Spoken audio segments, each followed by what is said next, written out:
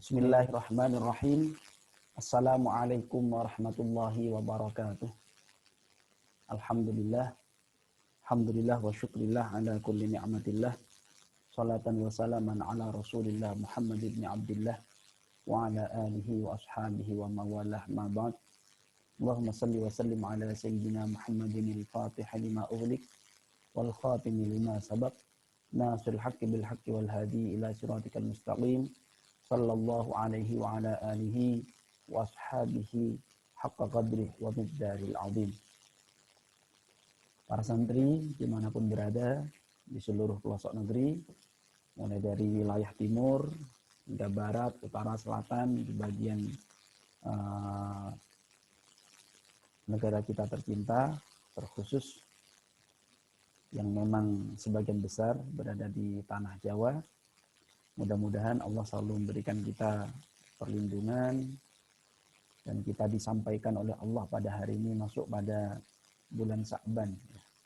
Mudah-mudahan Allah memberikan kita kemampuan hingga sampai pada bulan Ramadan sebagaimana Allah sampaikan kita di bulan Sya'ban, dan kita di bulan Ramadan bisa dimampukan oleh Allah untuk menjalankan ibadah puasa, dimampukan oleh Allah untuk meningkatkan ibadah, dimampukan oleh Allah untuk qiyamul lail, dimampukan oleh Allah untuk qiraatul Quran, dimampukan oleh Allah untuk salat tarawih dan ibadah-ibadah yang lain. Nah, anak sekalian, di kesempatan ini masih bahasannya berkaitan dengan bulan Ramadan, yaitu syariat tentang puasa.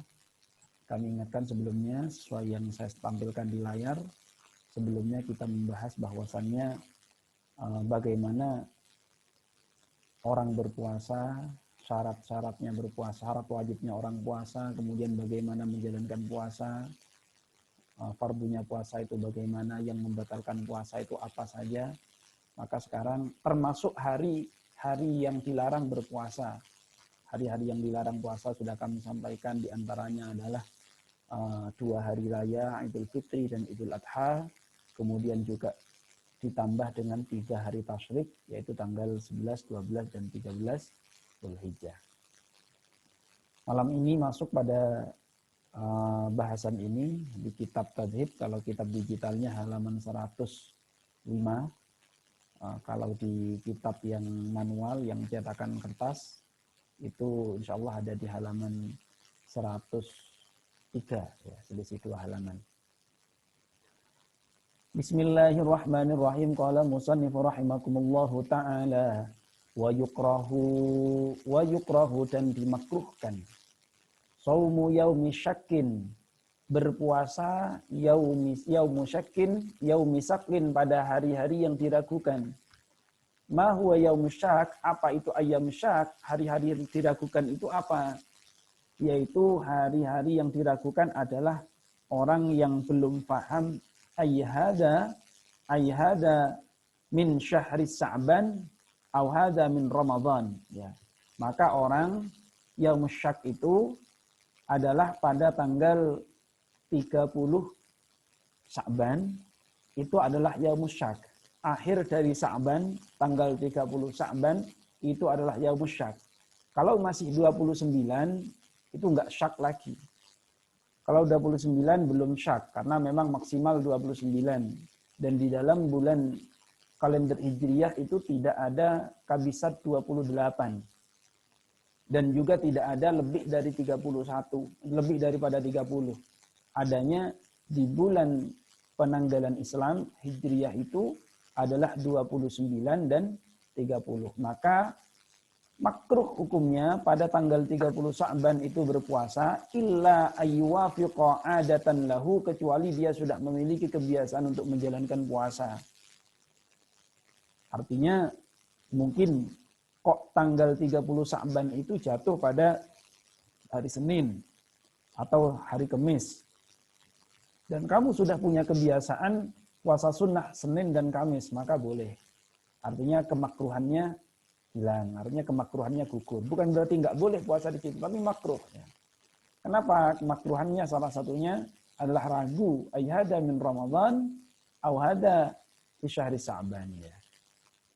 Maka kemudian kalau orang sudah memiliki kebiasaan berpuasa, seperti puasa hari Senin dan Kemis, kok kebetulan di situ pas jatuh hari Senin dan Kemis, maka boleh. Atau orang yang sudah biasa puasa Daud. Puasa Daud itu puasa sehari dan batal sehari.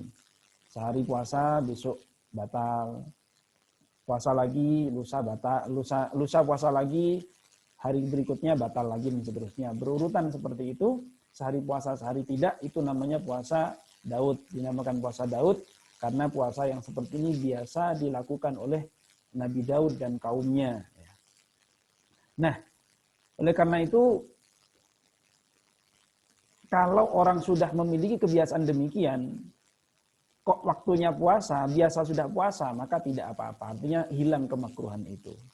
Di antara kebiasaan-kebiasaan yang bisa menghilangkan kemakruhan ini adalah biasa puasa Senin Kemis, atau biasa puasa Daud, atau sedang menjalankan shaumud dahr. Apa itu shaumud dahr? Puasa menahun. Dia puasa sepanjang tahun dalam rangka mendekatkan diri kepada Allah, atau sedang mengekang hawa nafsunya misalnya. Misalnya gini, orang puasa dahr itu biasanya begini. Kok libidonya tinggi sekali, sedangkan dia masih remaja, ya. Masih remaja, dan satu sisi untuk melangkah kepada pernikahan belum pada kategori yang wajib misalnya, belum pada kategori yang wajib, bisa malah menyusahkan dalam tanda kutip misalnya ya. Tentu orang menikah itu tidak perlu takut, akan tetapi pertimbangan-pertimbangan syariat juga perlu dilakukan. Nah, maka salah satunya yang disarankan oleh Kanjeng Nabi Shallallahu Alaihi Wasallam yaitu dengan memperbanyak puasa. Salah satu puasa yang dilakukan kalau nggak Senin Kemis atau mungkin puasa Daud ataupun puasa-puasa Ayyamul Bid, salah satunya adalah puasa Dahr. Puasa Dahr itu apa? Puasa yang menahan sepanjang tahun. Sepanjang tahun puasa dia, kecuali di hari-hari yang diharamkan puasa pada hari tasyrik itu. Itu namanya puasa dahr. Orang yang puasa sepanjang tahun itu namanya puasa dahr. Nggak cuma setahun, kadang 2 tahun, 3 tahun. Nah, orang yang seperti ini kadang dalam rangka mendekatkan diri kepada Allah Subhanahu wa Ta'ala. Jangan ada tujuan lain. Kalau menjalankan puasa jangan pingin pinter. Kalau menjalankan puasa jangan pingin sakti. Kalau menjalankan puasa jangan pingin sugih, jangan. Puasa itu seperti halnya ibadah-ibadah yang lain harus ikhlas lillahi ta'ala karena Allah Subhanahu wa ta'ala. Puasa itu adalah sarana saja. Sarana untuk mendekatkan diri kepada Allah. Kalaulah mungkin dengan kita pernah mendengar istilah riyadhah atau tirakat. Tirakat itu apa sih? Berasal dari kata tariqah. Tariqah itu jalan, suluk, as-saliku ilallah, orang yang berjalan menuju Allah. Yang dimaksud di sana adalah orang yang mendekatkan diri kepada Allah dengan cara berpuasa. Dan puasa adalah salah satu jalan tercepat. Ya. Puasa adalah salah satu jalan tercepat bagi salikun ilallah, bagi orang yang berjalan mendekatkan diri kepada Allah. Jadi di antara tirakat-tirakat untuk mendekatkan diri kepada Allah itu yang paling lancar itu adalah puasa. Kenapa? Puasa itu adalah berkaitan dengan perut, sedangkan perut itu adalah ra'sun min kulli khati'atin, sebagai punjer atau pangkal dari berbagai macam kemaksiatan, berbagai macam khati'at itu berasal dari perut. Artinya perut apa? Hubbud dunya. Ada hadis seperti itu, hubbud dunya ra'sun min kulli khati'atin. Maka orang berpuasa itu akan mengekang perutnya, kemudian akan mengekang hawa nafsunya, akan mengekang, menahan ya. Artinya puasa itu kan imsak. Imsak itu artinya menahan. Bukan berarti nggak boleh makan, boleh makan ya. Akan tetapi imsak, menahan sampai kapan? Menahan pada waktu yang ditentukan. Pada waktu yang lain dia ya tetap makan gitu. Kemudian imsak terhadap aghda'nya, anggota badannya. Imsak daripada untuk fujur ya, melakukan kerusakan-kerusakan atau hujri minal kalam, kata-kata yang tidak benar. Itulah orang puasa. Maka puasa adalah salah satu jalan tercepat atau dalam salikun ilallah bagi orang yang berjalan mendekatkan diri kepada Allah Subhanahu wa ta'ala. Makanya kalau puasa itu jangan ngarep pinter, tapi berharap untuk mendekatkan diri kepada Allah, Allah akan kasih pinter itu. Puasa itu jangan pingin sugih, tapi mendekatkan diri kepada Allah, maka kemudian sugih akan Allah berikan kepada orang itu. Jangan kebalik. Mungkin sebagian Anda pernah dengar dulu masa-masa mungkin masa-masa MI, masa-masa SMP, MTS, pernah dengar, oh jangan puasa Senin Kemis, darakno gila, nggak kuat nanti gila loh. Jadi nggak ada sebenarnya. Orang puasa nggak kuat kemudian gila itu bukan jalannya, itu bukan, tidak ada alasan ke sana. Orang puasa kemudian gila itu karena salah satunya kalau disebabkan oleh puasanya adalah dikarenakan salahnya niat dalam berpuasa.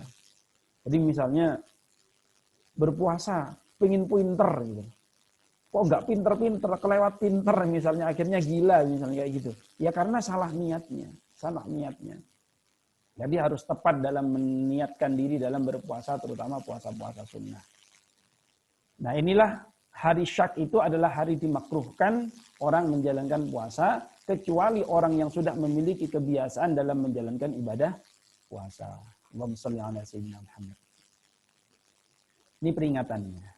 Waman barang siapa wati'a yang melakukan wati fi nahari Ramadhana di siang hari bulan Ramadan amidan dengan sengaja fil farji terhadap farjinya fa'alaihi maka baginya al-qada'u wajib qada' puasanya wal kafaratu dan juga kafarah. Orang yang di siang hari melakukan hubungan badan, melakukan wati ya, amidan pada hari Ramadan amidan dengan sengaja. Ya tentunya sangat tidak mungkin kayaknya kok melakukan hubungan badan nggak sengaja itu loh. Kecuali orang lali gitu loh. Kalau sok lali ya ngelali ini jadinya. Jadi barang siapa yang di bulan Ramadan, ini suami istri loh ya, suami istri. Apalagi bukan suami istri, jelas itu. Ini suami istri yang sudah halal sekalipun, kok wati afina hari Ramadan, melakukan wati di siang hari bulan Ramadan, fil farji terhadap farjinya, fa'alaihi maka baginya al-qada'u. Apa qada'? Qada' itu mengganti puasanya. Mengganti puasa di luar Ramadan sebagai ganti dari puasa yang ia tinggalkan di bulan Ramadan. Wal kafaratu, tidak cukup di situ, tapi juga dengan kafarah. Apa kafarah itu? Denda. Ya, denda. Apa dendanya? Wahia, yaitu ini semestinya bukan diambil semua, tapi berurutan. Langkahnya adalah berurutan.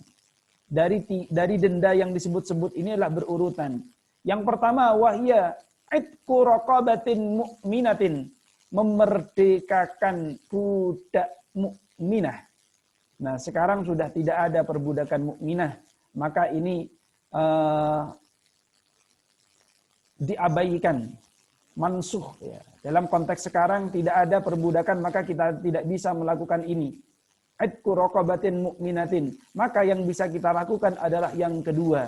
Apa yang kedua? Fa'illam yajid. Ada kata-kata fa'illam yajid, berarti kalau yang pertama sudah mampu, berarti yang kedua tidak perlu. Apalagi yang ketiga. Jadi gini, kafarah yang pertama setelah sahur hutang puasanya 1 hari yang ditinggalkannya, ditambah dengan kafarahnya. Kafarahnya apa? Itqu raqabatin mu'minah.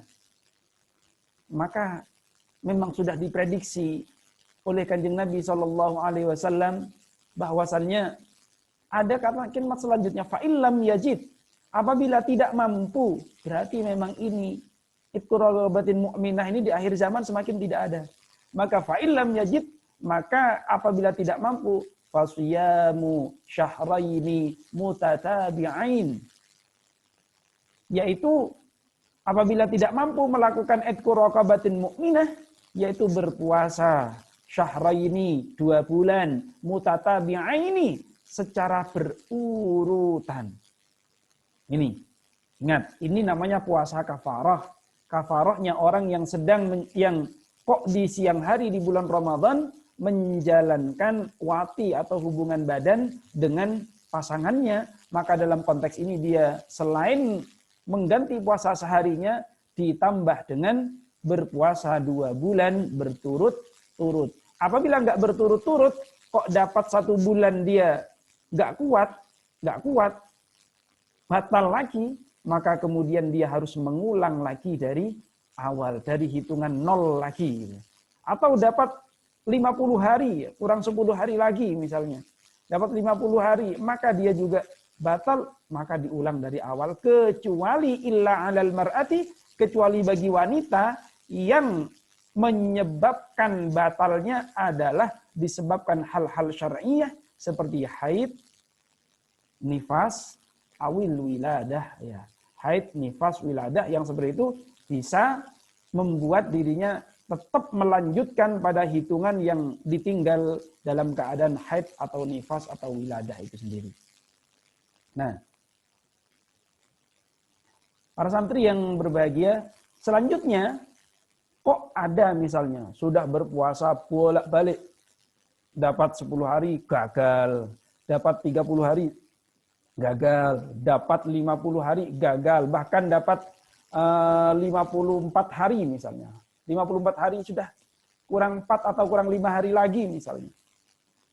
Kok gagal lagi, bolak-balik gagal, maka baru yang terakhir, fa illam yastati', istilah yastati' ini, apabila dia tidak mampu, kalau tadi kan tidak ditemukan, fa illam yajid, apabila tidak ditemukan yang namanya budak, maka berpuasa.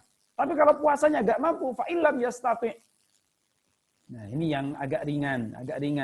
Tapi bukan pilihan ini. Bukan pilihan antara 2 dan 3. Bukan pilihan. Harus dilakukan dulu. Baru fa'ilam yastati apabila tidak ditemukan. Ini kalimatnya fa'ilam yastati. Bukan au. Kalau kalimatnya au, awil gitu. Atau begitu. Maka boleh memilih. Di sini adalah fa'ilam yastati. Ada persyaratan. Gak mampu. Apabila tidak mampu, fa'it'amu sittina miskinan, maka memberikan makan kepada 60 fakir miskin. Likulli miskinin, di setiap orang miskin yang diberikannya muddan. Muddan yaitu satu mud. 1 mud itu berapa? 1 mud itu ukurannya kurang lebih sekitar 500. Di sini di halaman selanjutnya ini ada kayaknya. Nah ini. Mana.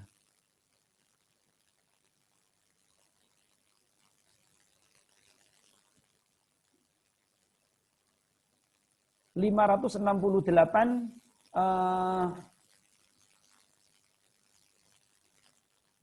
gram ya, atau dibulatkan menjadi 600 gram. Mana catatannya lupa saya pada halaman berapa, ada yang jelas. Ya, kalau 1 mud itu berapa, maka kesimpulannya adalah 600 gram. Kesimpulannya 1 mud itu adalah 600 gram. Diberikan kepada siapa? Likulli miskinin muddan. Ya. Jadi setiap orang miskin 1 mud. Setiap orang miskin 1 mud, bukan diberikan kepada 1 orang fakir miskin, ya. Bukan diberikan kepada 1 orang fakir miskin yang kemudian diberi 60 mud, tidak begitu. Tapi sittina miskinan, 60 fakir miskin. Jangan kebalik. Ini jangan kebalik. Orang miskinnya yang 60, enggak ringan. Golek orang fakir miskin 60. Jangan dijadikan satu. Jangan dijadikan satu misalnya. Kecuali begini. Orang miskin pada hari yang berbeda. Nah, ini harus paham ini. Orang besok sebanyak 60 hari boleh dilakukan ini sehari. Besok lagi orang ini dikasih lagi. Besok lagi orang ini dikasih lagi. Akadnya harus jelas. Atau 60 orang miskin, ya. 60 orang miskin, likulli miskinin muddan. Atau boleh juga diberikan kepada orang miskin tersebut dengan akad di awal, Pak, ini kafarah saya sebanyak 5 hari saya berikan kepada panjenengan. Kemudian selanjutnya diberikan lagi 5 hari kepada yang lain, 5 hari diberikan kepada yang lain. Tidak boleh satu fakir miskin langsung, Pak, ini kafarah saya, tidak begitu. Ada juga yang membolehkan, Pak, ini kafarah saya 1 hari 1 mud, maka ini 60 hari, itu juga boleh. Jadi perubahan pada kalimat, perubahan pada akad yang diberikan itu bisa membuat sah dan tidaknya seorang yang melakukan amal. Selanjutnya, waman, barang siapa mata yang meninggal wa alaihi siyamun min Ramadan, dan dia memiliki kewajiban untuk puasa di bulan Ramadan, ut'im anhu likulli yaumin muddan, maka juga sama memberikan makan kepada orang fakir miskin bagi ahli warisnya likulli yaumin muddan. Maksudnya begini, sampean punya keluarga, kakek, nenek dalam keadaan sakit, dia punya tanggungan puasa dan dia tidak berpuasa. Tidak berpuasa dimaksud dalam keadaan sakitnya itu. Karena puasa itu walaupun dalam keadaan sakit wajib ganti. Wajib ganti. Seandainya dibawa mati pun dia wajib ganti. Gantinya kalau dibawa mati adalah ini. Ut'im anhu likulli yaumin muddan. Setiap hari puasa yang ditinggalkannya yaitu dengan memberikan puasa satu mud. Ini maksudnya begitu. Jadi orang yang meninggal dalam keadaan dia punya tanggungan puasa Ramadan, ut'im anhu likulli yaumin muddan.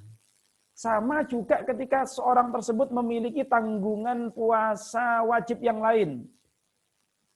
Tanggungan puasa wajib itu kemarin kan apa toh? Salah satunya adalah puasa nazar.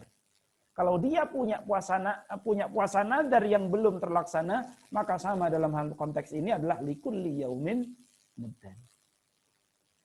Ini yang perlu panjenengan perhatikan secara detail. Wasyaikhu, orang yang tua, in ajaza anis saumi, dia nggak sakit, tapi dia sudah nggak mampu puasa. Dia nggak sakit, tapi dia sudah tidak mampu puasa. Katakan umurnya sudah 120 tahun. Secara fikir dia sehat. Secara fikir dia sehat. Psikologisnya sehat. Akan tetapi secara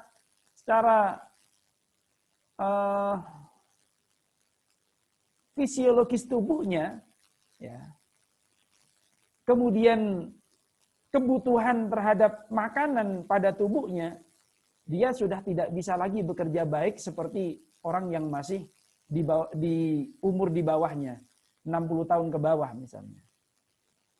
Artinya dia tidak bisa untuk menahan makan mulai dari terbitnya fajar hingga terbenamnya matahari. Dia tidak bisa. Bahkan selalu dalam pantauan dokter, bukan karena penyakit tertentu, karena memang sudah kemampuan tubuhnya seperti itu. Wah, dia jam 1 siang harus makan misalnya. Maka baginya ajaza anis shaumi yuftiru, dia boleh berbuka. Yang dimaksud adalah tidak berpuasa. Berbuka yang dimaksud, kenapa pakai istilah yuftir? Wa yut'imu an kulli yaumin muddan, dan pada setiap hari yang ditinggalkannya itu adalah dengan memberikan 1 mud pada setiap harinya. Sama, 1 mud pada setiap hari dengan kafarah tadi juga sama.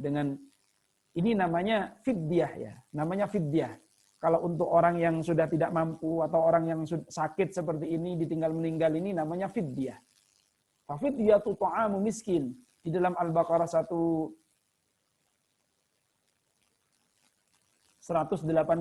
kayaknya. 185 atau 84. Faman kana minkum maridan aw ala safarin fa'iddatun min ayyamin ukhar. وَمَنْ كَانَ مِنْكُمْ مَرِيضًا أَوْ عَلَى سَفَرٍ فَعِدَّةٌ مِنْ أَيَّامٍ أُخَرَ وَعَلَى الَّذِينَ يُطِيقُونَهُ فِدْيَةٌ طَعَامُ مِسْكِينٍ وَعَلَى الَّذِينَ يُطِيقُونَهُ فِدْيَةٌ طَعَامُ مِسْكِينٍ. Nah, bagi orang yang sudah tidak mampu, maka fidyah ta'amu miskin. Apa? Memberikan makan kepada orang miskin.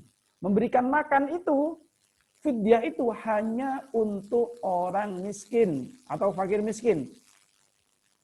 Tidak seperti zakat. Kalau zakat kan ada fuqara, masakin, wabnis sabil. Ya. Ada ibnu sabil, sabilillah. Kemudian gharimina, orang yang punya hutang. Ya.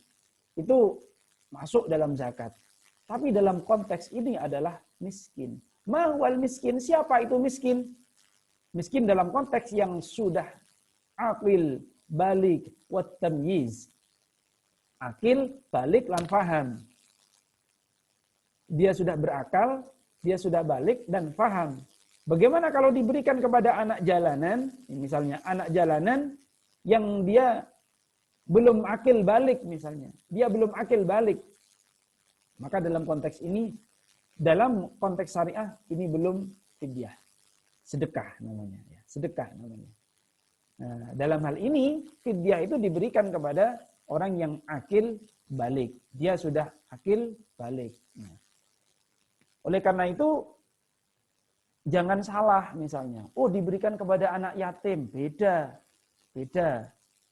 Yatim ini memang perlu dikasihani, tapi dalam konteks fidyah dan juga konteks zakat, yatim tidak memiliki hak sebagai yatim untuk menerima zakat. Menerima fidyah. Ini tidak memiliki hak. Baik.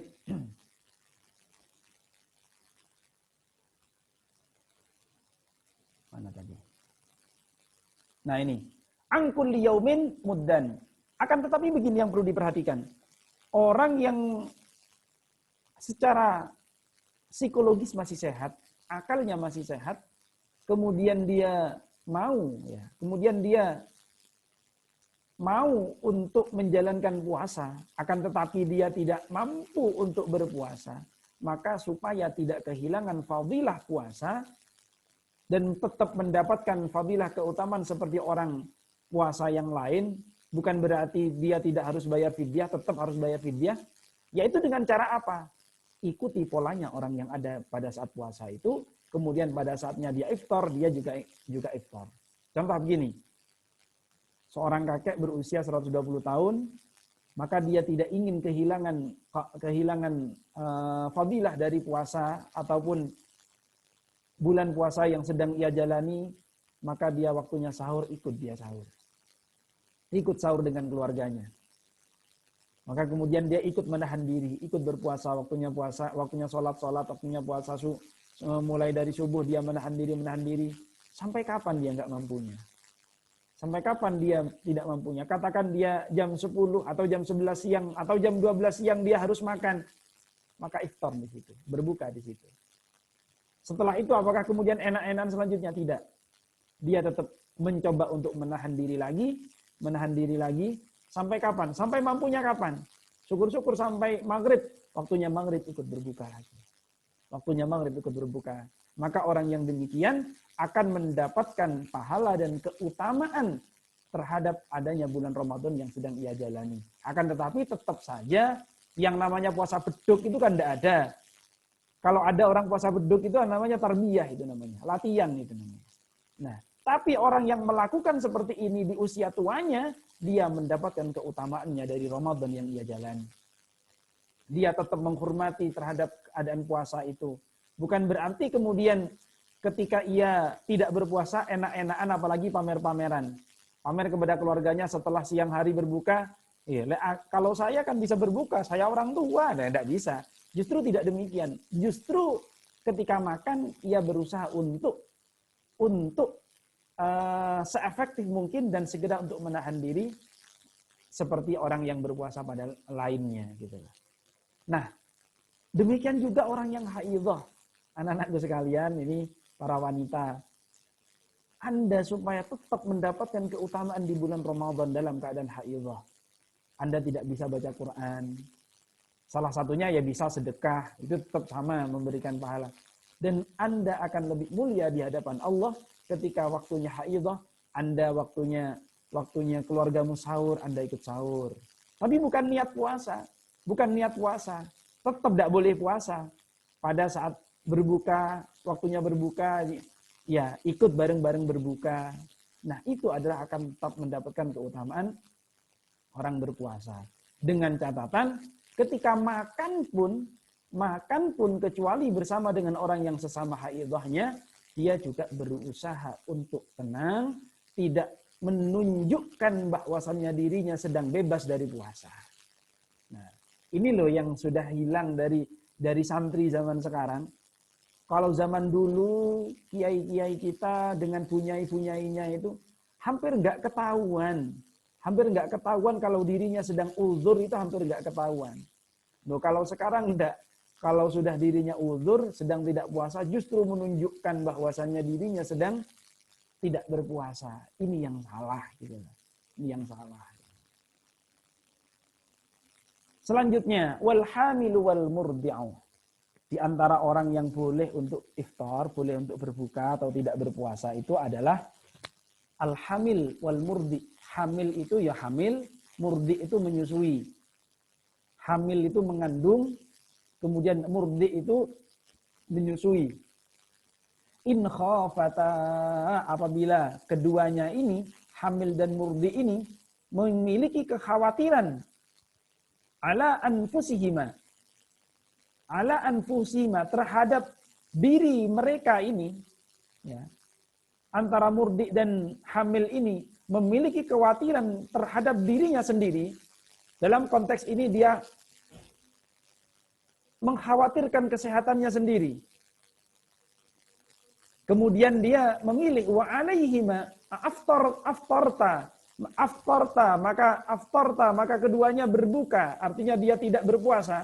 Baik itu yang hamil atau sedang menyusui ini tidak puasa, wa alaihima al-qada. Maka bagi keduanya itu, baik itu orang hamil maupun orang menyusui, cukup bagi dirinya qada saja. Kenapa? Dianggap sebagai orang sakit. Orang hamil, orang menyusui, kok dirinya merasa, kok saya pusing sekali ya misalnya. Kok saya lelah sekali ya. Kok saya kerasa mau pingsan ya. Maka yang dalam konteks seperti ini masuk faman kana minkum maridon. Termasuk dalam konteks orang yang sakit. Maka apa? Cukup qada. Cukup qada saja. Nah, hanya qada saja. Wa in khafata, apabila keduanya al-hamilu wal murdi'u, orang yang hamil ataupun orang yang menyusui, in khafata, keduanya mengkhawatirkan ala auladihima terhadap anak-anaknya. Yang hamil khawatir terhadap nutrisi yang diserap oleh anak dalam kandungannya.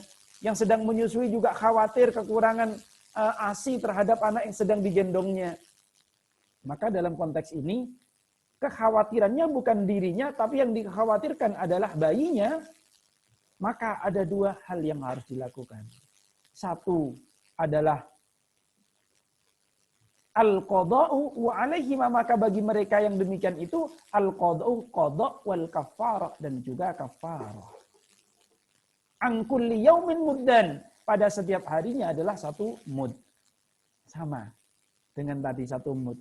Jadi kalau orang hamil atau orang menyusui, sebenarnya dia sehat, tapi dia mikir anaknya, ya aku ngono kuat-kuat aja misalnya. Saya ini kuat-kuat saja, tapi yang saya khawatirkan ini loh nanti ASI-nya kekurangan misalnya. Maka yang dikhawatirkan adalah anaknya, maka dalam konteks ini adalah dia wajib mengganti puasa sekaligus ditambah dengan kafarah. Bagaimana kalau kedua-duanya yang dikhawatirkan? Dirinya juga pusing, dirinya juga khawatir pingsan, anaknya juga kasihan misalnya. Maka dalam konteks ini, selama ada unsur dirinya yang dikhawatirkan, maka tidak perlu kafarah, cukup qada saja. Nah, cukup qada saja. Jadi intinya, kalau ada orang sedang hamil atau menyusui, kok dia ada unsur dirinya sendiri yang dikhawatirkan terhadap kesehatannya, maka dia dianggap sebagai orang sakit. Tapi kalau mengkhawatirkan anaknya saja, tanpa ada kekhawatiran terhadap dirinya sebenarnya, hanya khawatir terhadap anaknya saja, maka dia wajib mengganti dan ditambah dengan kafarah. Tapi nggak dosa orang ini. Orang ini nggak dosa. Nggak dosa. Memang dibolehkan, tapi juga perlu untuk membayar kafarah. An kulli yaumin muddan, pada setiap harinya adalah satu mud, wa huwa ritlun wa thuluthun bil iraqi, yaitu 1/3 ritl bil iraqi, bangsa Irak al-Baghdadiyu ya ini. Nah, ini An Hasyiah. Waman kana maridan aw ala safarin. Dalilnya ini waman kana maridan aw ala safarin fa'iddatun min ayyamin ukhra. Sebentar, saya masih punya catatan yang dari Pondok Lirboyo dulu tentang satu mud.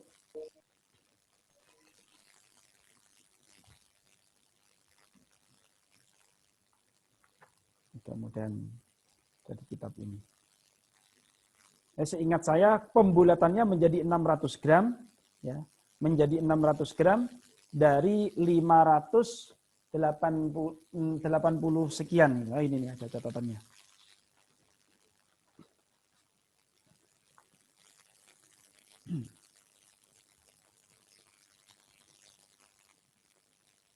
Nah ini, satu mud kalau itu adalah beras putih adalah 600, maaf ini.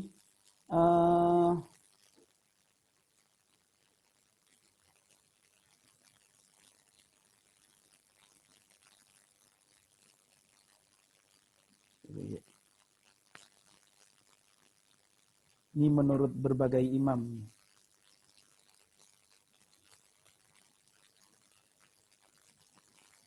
Satu mud beras putih 679,79 gram. Ya, berarti 700 pembulatannya. Kalau yang ini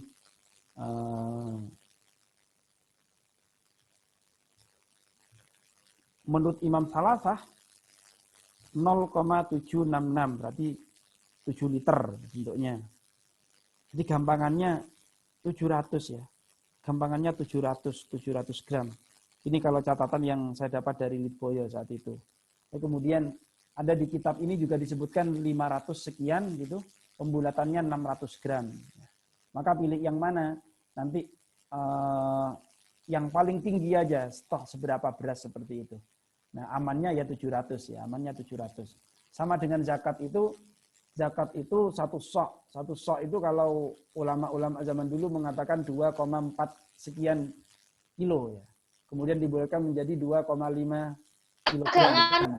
Maka kemudian di zaman sekarang sudah bermunculan timbangan itu satu sok, ya, satu sok dengan penyetaraan zaman sekarang sudah 2,7 pembulatan. Ada yang mengatakan demikian.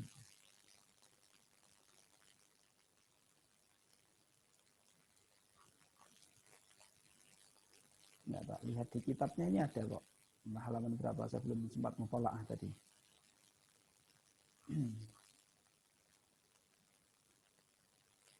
Dulu pernah saya baca dari sini.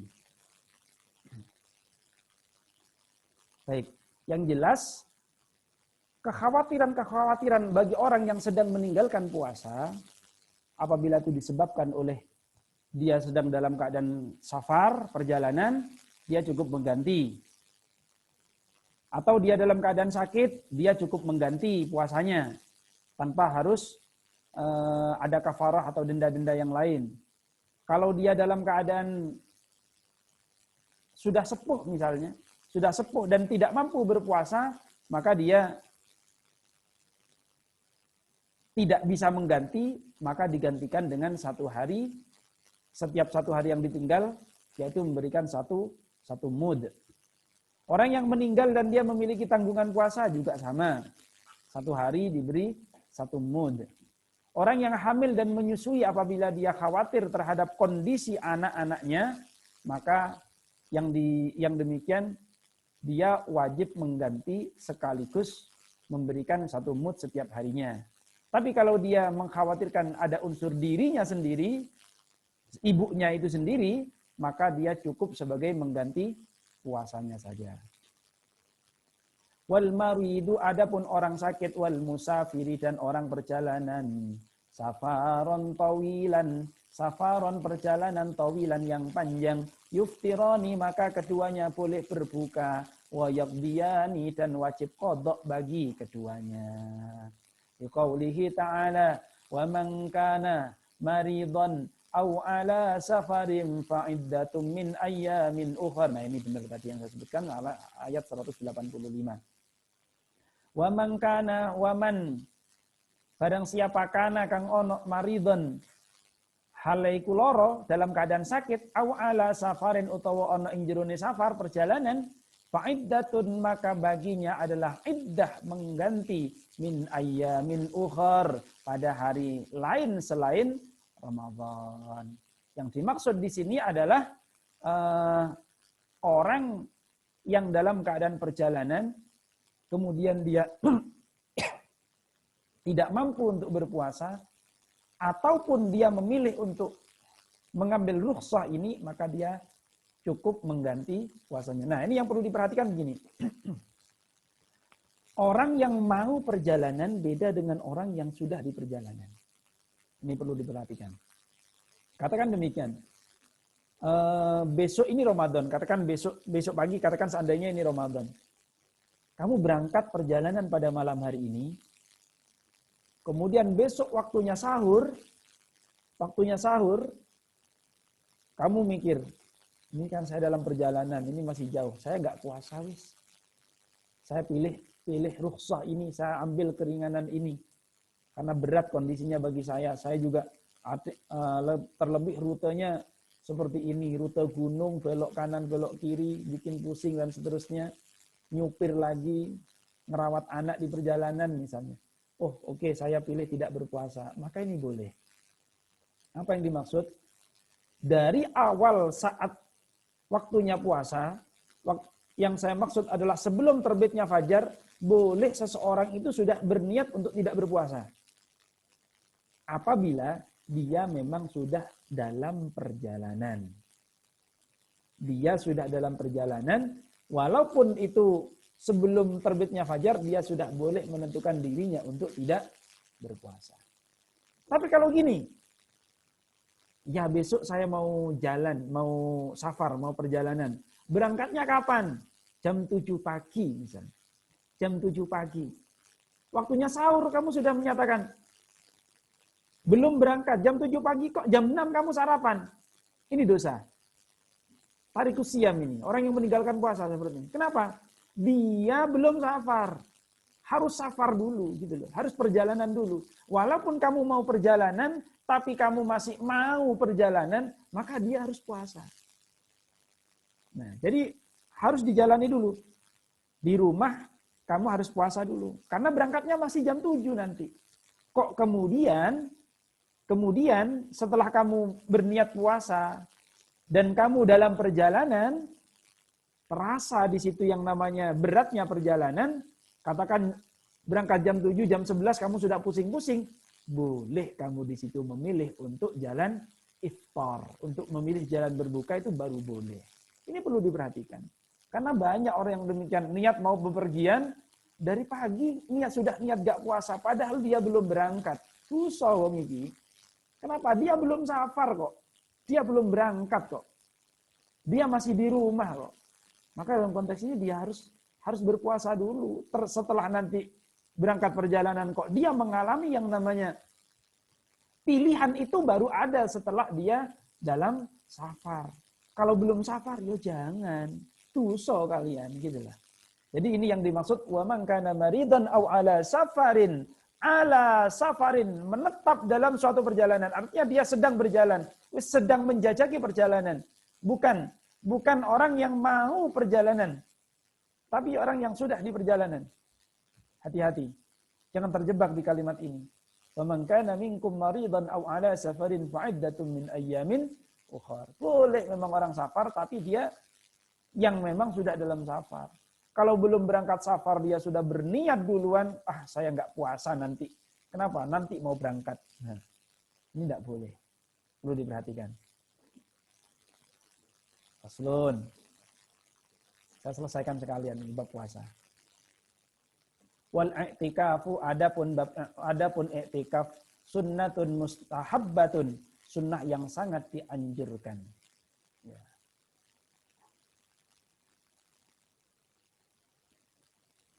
Walahu, dan untuk orang iktikaf itu syartani, ada dua syarat. Siji an-niyatu, niat, wal lubthu fil masjid, dan menetap berdiam diri di dalam masjid.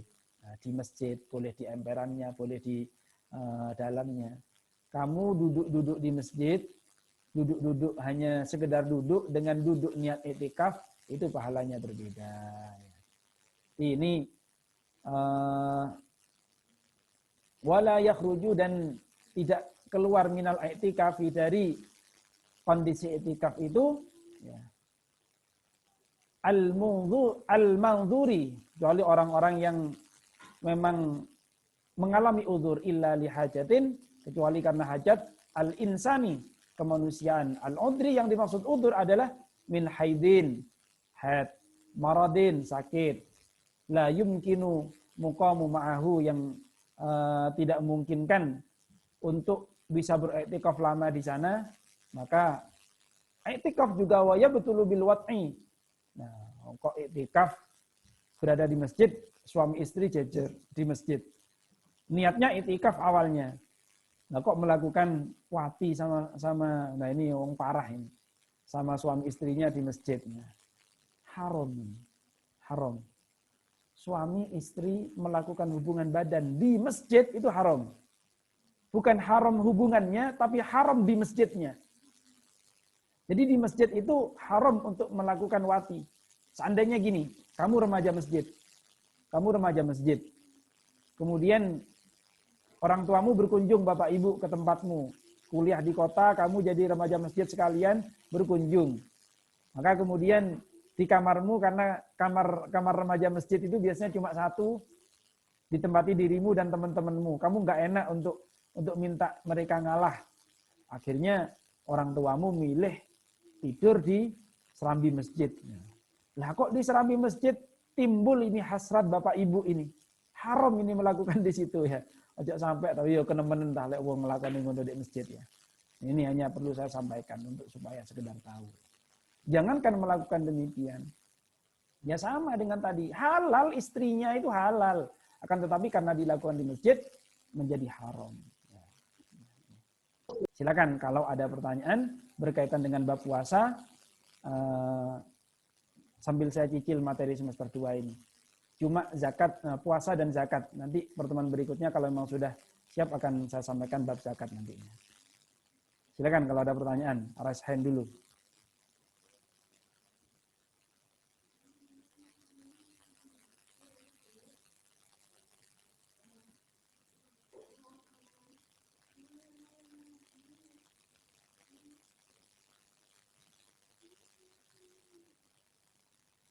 Sambil saya ingatkan, logbooknya, uji kompetensinya jangan diremehkan, ya, jangan diremehkan, supaya tidak menjadi beban yang menyulitkan kalian di hari-hari berikutnya. Yang belum selesai ngejar, saya sudah beberapa hari, tempo hari saya ngejar untuk list hafalan juga. Ternyata juga nggak ada yang nguji, ya saya berhusnudzon aja, barangkali sudah selesai semua gitu aja. Saya lihat juga kemarin Mudif ada yang share untuk yang mau nguji, tapi ternyata nggak banyak ya.